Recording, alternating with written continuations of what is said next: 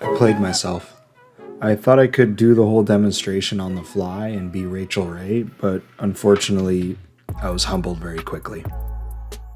First step to make our chocolate chip cookies is to cream our sugars and our butter. We'll want to use this with the paddle attachment. Don't use a whisk because that's how you bust your mixer. Creaming is arguably the most important step as we're incorporating as much air as possible in order to get a lighter cookie.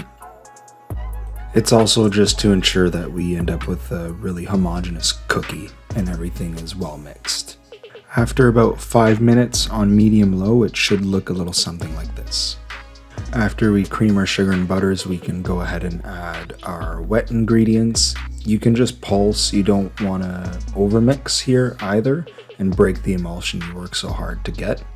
A good rule of thumb here when you're past the creaming stage is just add everything in increments. If I have 2 eggs and vanilla extract, in this case, 1 egg at a time and vanilla extract 1 shot.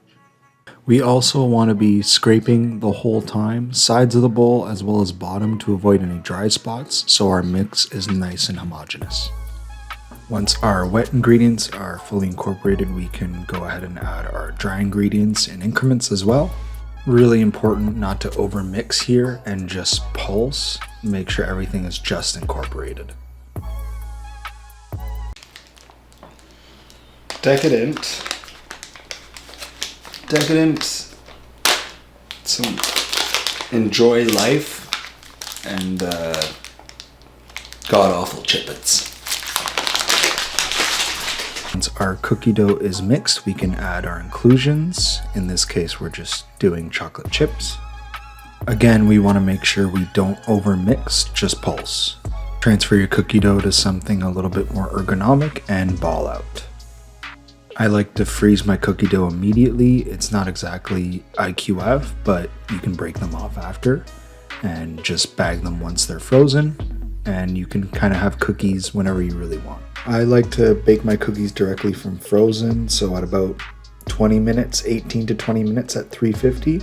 If you are letting them come to room temp, you could probably cut that down to 15. Once our cookies are baked, we'll let them rest in the pan for a couple minutes just so they're cool enough to handle, and we'll transfer to a cooling rack.